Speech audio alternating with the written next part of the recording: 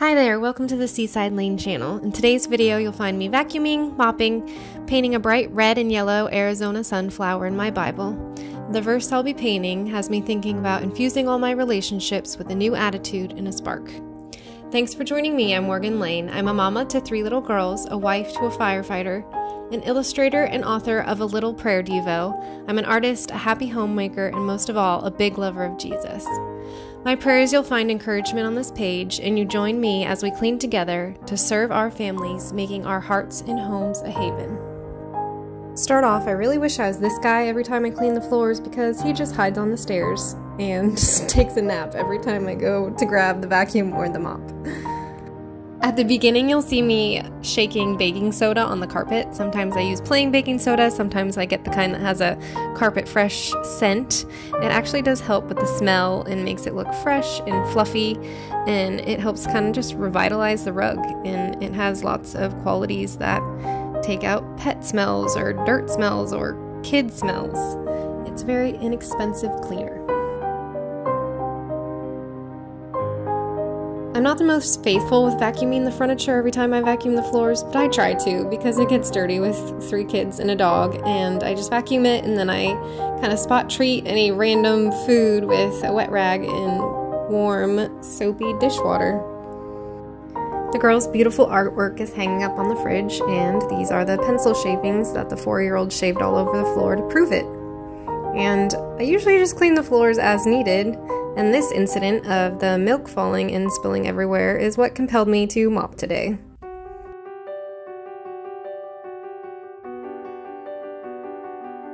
"114 years ago, a man named James Spangler sold his idea of an electronic broomstick-like cleaner with a cloth filter and a dust collecting bag attached to it that had a long handle to someone named William Hoover in 1908.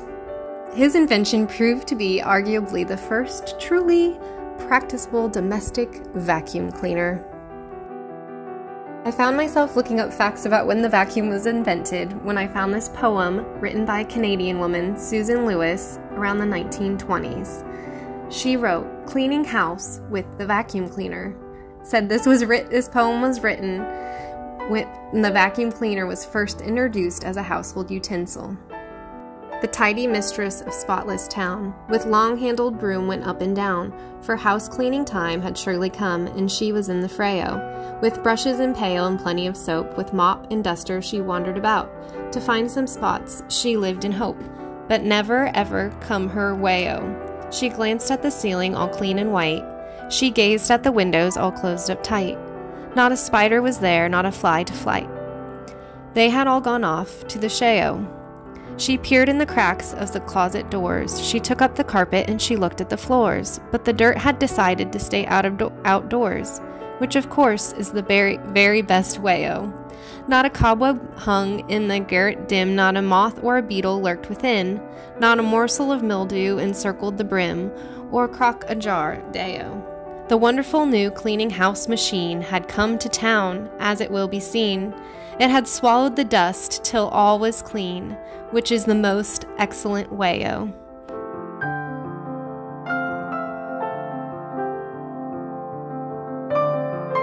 Again, I want to be my dog when I mop, because first he was napping on the stairs and now he just naps on the freshly clean rug.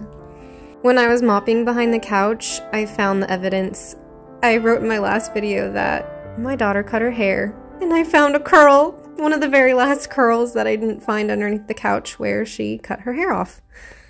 I didn't know if I should laugh, cry, or smile, but I decided just to throw it away and continue mopping. I titled the playlist of these videos Haven Maker, and at the beginning I kind of talk about a little bit how just clean along with me to make our hearts and homes a haven. The definition of haven is a place of safety or refuge. In the Bible, it talks about a haven being a retreat, a shelter, an anchorage, a cover, a harbor.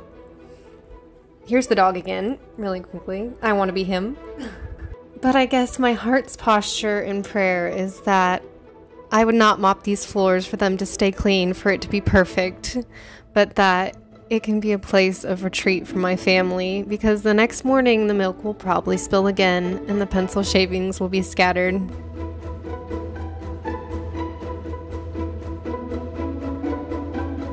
One of my husband and I's favorite speaker and author is Jordan Peterson. One of my very favorite videos of his is about cleaning your room. If you want to organize your psyche, you could start by cleaning up your room.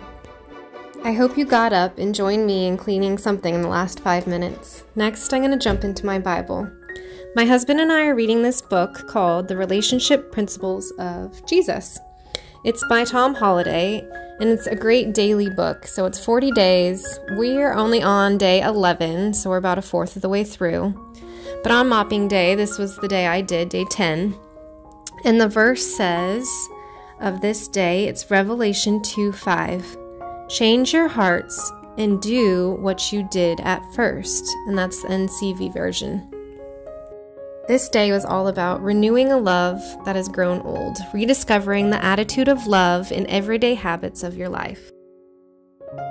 As I circled the verse in my Bible, I was thinking about the church of Ephesus, how they had lost their first love, and the only instruction was them to go back and remember what they did at the beginning, to change their hearts and do what they did at first.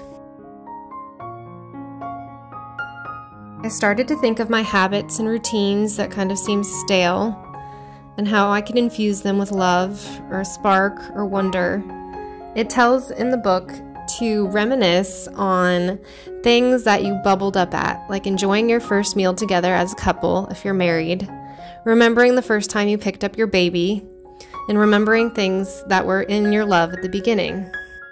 My brain instantly jumped to my first date with my husband. I remember going to a Mexican restaurant. Beforehand, my friend was with me. She was picking out a periwinkle blouse that I had just found at the thrift store, picking out the jeans that would go with it, and I remember her pinning a bow in my hair that was cream colored. Once we got to the restaurant, I remember my legs awkwardly shifting underneath the table. The glass of cold water with a black straw was placed right in front of me. But by the end of that night, in the Mexican restaurant, and going to a ballet, I knew that he was the one I would marry. Fast forward like a week from that date, and we're on the roof stargazing, chatting about being married, having kids, growing a family, and loving God. We even picked out our daughter's name, which is Jane, and it means God is gracious, or Yahweh is merciful. My brain then jumped to our wedding day a year later, and then my brain jumped again to the birth of our daughter, which was about a year after that. And Jane was in our arms, and all we could say is that God is gracious. She's 8 now, but one of our favorite stories to tell is when she was placed in my arms, she just stared up at me right away with these massive blue eyes, and how she just watched me and Dad the whole time when she was first born. Instead of being crying or eyes closed, she just was wide awake looking up at us, and that's one of our favorite memories. I wrote a little prayer and journaled some of these thoughts and stories of all these memories right here. And then next to it, I wrote, "Let your guard down and laugh. Let the Spirit of the Lord begin to reign." This chapter was perfect because after Sunday service a few days ago, I told my husband I felt like the Holy Spirit was telling me to let my guard down this week, to let those that I love in fully and completely, and to be full of life. So this chapter in this little painting meant a lot. The Lord went before and He told me what the week was going to have in store, and this has been it, full of dancing and cooking and loving and playing. I even asked my oldest daughter to read her VeggieTales Devo to me in the morning, and lo and behold, the whole Devo was about praise and joy and how can you make somebody laugh. Lord, remind all those that are watching of when they first fell in love with you, how the cross was real and you were true. Help us to spark our relationships in love like you do. Bye, friends. Thanks for joining me today.